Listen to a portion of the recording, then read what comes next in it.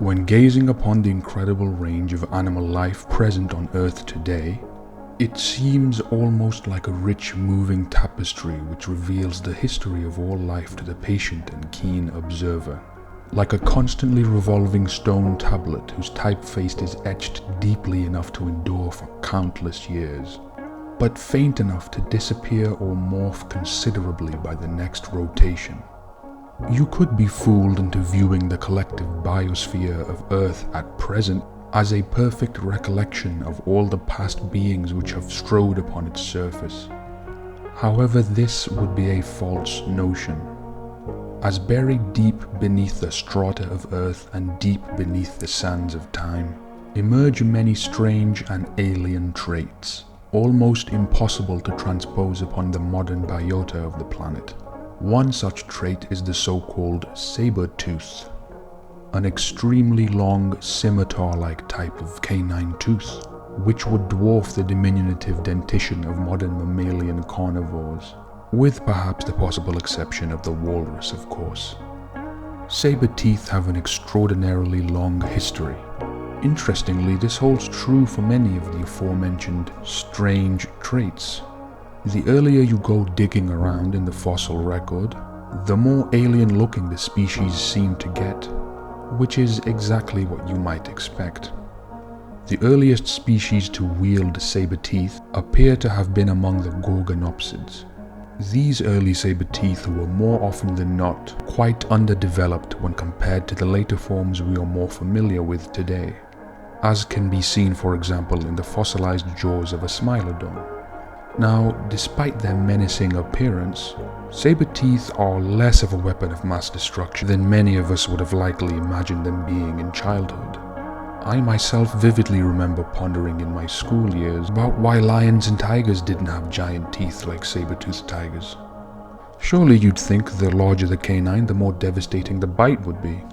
Well, as it turns out, this is quite unlikely to have actually been the case, as hypothetically the increased length of saber teeth should probably allow for a more penetrating bite and thus more damage to any tissue and internal structures. However, this increased length more often than not was not compensated for by an accompanying increase in width. This fragility would have forced the predators, who were ironically burdened by these enormous weapons, to employ them more hesitantly rather than using them in a brash and careless manner. Indeed, a study out of Bristol confirmed that saber teeth were only capable of applying roughly half of the bite force that their stouter toothed compatriots could before becoming structurally compromised. This comes across as quite the contradiction, however, as when you scour the fossil record, you realize that saber teeth had actually independently evolved numerous times, in different genera and at different time periods. They evolved so many times, in fact, that even today we don't escape its apparently inevitable manifestation, although convergent evolution is the more pithy name for this phenomenon. This particular trait had been converged upon at least 5 separate times amongst mammals alone, so surely they must bring some considerable advantages with them. It is likely that saber teeth actually evolve to be sort of evolutionary cul-de-sacs, so to speak, meaning that the teeth are rather extreme in their morphology and so are also very specialized for certain tasks.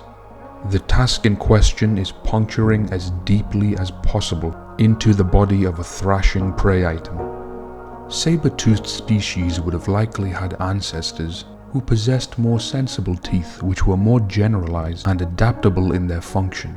But as these lineages became more and more interlocked into a sort of predator versus prey arms race, with a typically large and bulky category of prey animal, longer and more dagger-like teeth would have become increasingly selected for.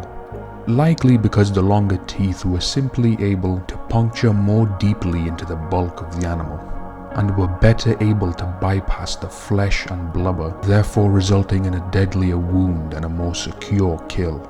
This repetition of said selective sweep over many generations would have eventually led to a type of canine which was enormously longer than it was broad, resulting in the iconic saber tooth. You can scarcely think of a trait throughout the history of life on land that was so highly specialized, but at the same time was so persistent in its repeated emergence. I mean, you may get the occasional bizarre example of extreme selection and morphology, such as the Ai's extraterrestrial-like middle finger, but these traits often occur only once, not almost half a dozen times. One could also note the peculiar tendency that large cats in particular have of developing this trait. I think this can likely be attributed to the feliform body plan, so to speak. Cats have rather mobile shoulder joints when compared to the other carnivorans such as canids. This, combined with the large amounts of explosive power they can generate as well as their predilection for ambush hunting, leads for a comfortable place for saber-teeth to occupy in the feliform toolbox. Now, despite seeming like a somewhat sensible tool for big cat predators to evolve, many of the big cat lineages which possessed these teeth in the past have died off rather completely, leaving no modern examples of cats with saber teeth. Although this honestly hasn't been that long of a saber-toothed drought, seeing as we've only been bereft of saber-toothed cats for roughly 10,000 years, which in the grand scheme of long-toothed larceny on this planet is merely a blip in time. But the reason saber-toothed cats seem to die off so consistently is likely due to an artifact of the aforementioned specialization.